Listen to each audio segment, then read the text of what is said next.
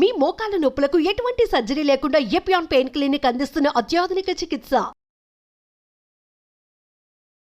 మీరు ఫుడ్ అనేది చాలా ఇంపార్టెంట్. ఫుడ్ ఈజ్ మెడిసిన్ కూడా అంటున్నారు. ఆ ఫుడ్ దానికే మేము చాలా రీసెర్చ్ చేశాను మెడిటరేనియన్ ఫుడ్ అని. ఫర్ ఎగ్జాంపుల్ కొన్ని టైప్స్ ఆఫ్ ఫుడ్, ఈ కోకోనట్ వాటర్ అనుకోండి, 2 గ్లాసులు కోకోనట్ వాటర్ తాగితే మనకి మంచి బ్యాక్టీరియా ఉంటుంది. అదేవిధంగా బ్లాక్ కాఫీ, అసలు మిల్క్ అనేది రాంగ్ కాన్సెప్ట్. పెరుగు మంచిది కానీ పాలు మంచిది. ప్రోబయోటిక్ అంటారు కదా, పెరుగులో ప్రోబయోటిక్స్ ఉంటాయి.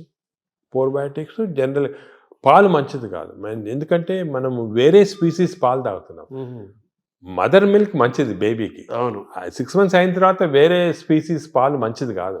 ఎందుకంటే పాలు ఒక స్పీసీస్లో పాలు is meant only for that species. ఇప్పుడు ఆవు పాలు అనుకోండి, ఆవు పాలు అంటే దూడకు మంచిది, అది గ్రోత్కి మంచిది, చాలా ఎక్స్పోనెన్షియల్ గ్రోత్ అవుతుంది baby.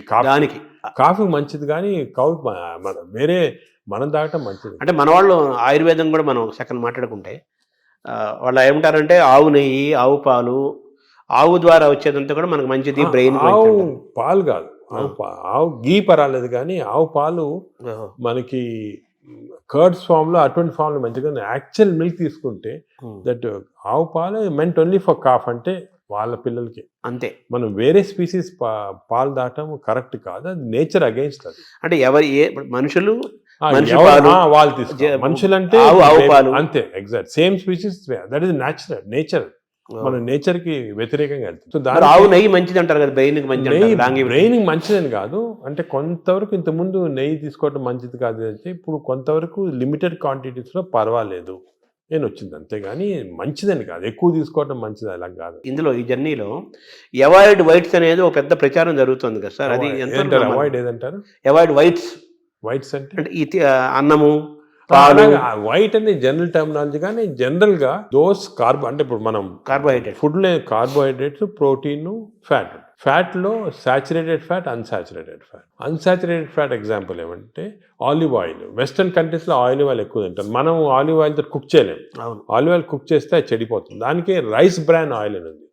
Rice bran oil is equal to olive oil. దీనికి అన్సాచురేటెడ్ ఫ్యాటీ యాసిడ్ ఎక్కువ. Saturated fatty acids or hydrogenated fats ఏమంటే వనస్పతి, కొంతవరకు గీ, అవి మంచిది కాదు. కొంతవరకు మన కౌ గీ అంటే ఆవుది వచ్చిన గీ కొంతవరకు పర్వాలేదు, ఎక్కువ మంచిది కాదు.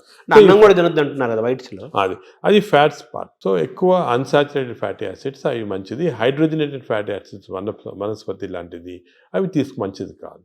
నా సెకండ్ ఏమంటే కమింగ్ టు కార్బోహైడ్రేట్స్లో సింపుల్ కార్బోహైడ్రేట్స్, కాంప్లెక్స్ కార్బోహైడ్రేట్స్ ఉంటాయి. సింపుల్ కార్బోహైడ్రేట్స్ అంటే ఏమి, రైసు ఇటువంటివి.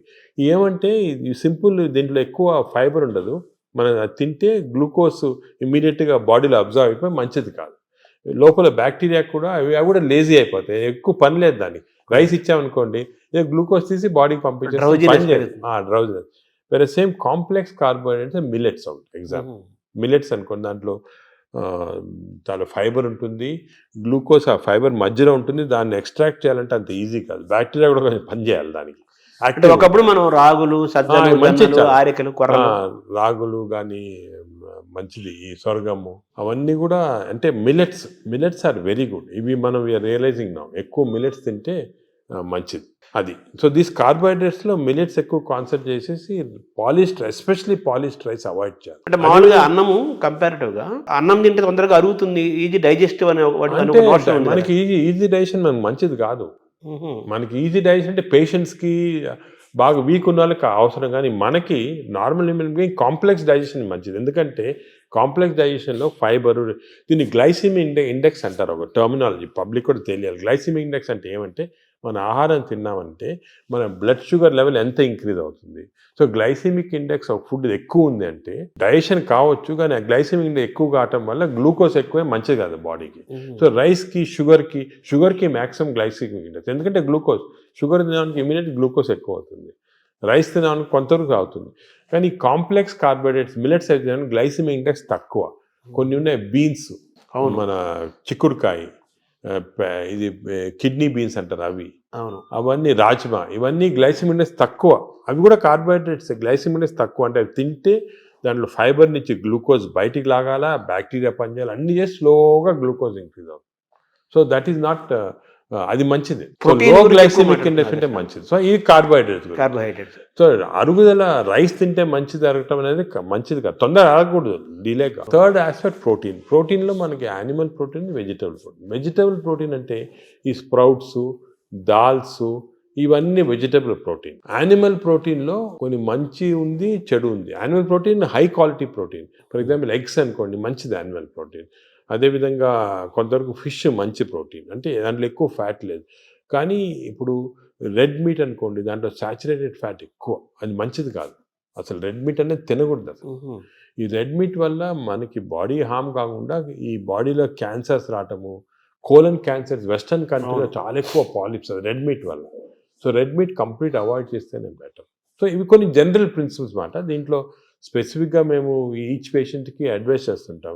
ఎందుకంటే ఇవి ఇంపార్టెన్స్ ఎందుకు వచ్చింది వాటికంటే, మన ప్రపంచంలో 5 బ్లూ జోన్స్ అని ఉన్నాయి. బ్లూ జోన్స్ అంటారు దాన్ని, బ్లూ జోన్స్. ఈ 5 బ్లూ జోన్స్లో ఫర్ ఎగ్జాంపుల్ సార్డినియా అని ఇటలీలో ఉంది, అదేవిధంగా లైమలోండా అని చిన్న అంటే ఒక్కనవా అని జపాన్లో ఉంది. ఈ 5 బ్లూ జోన్స్లో ఏమంటే people are living for very long period.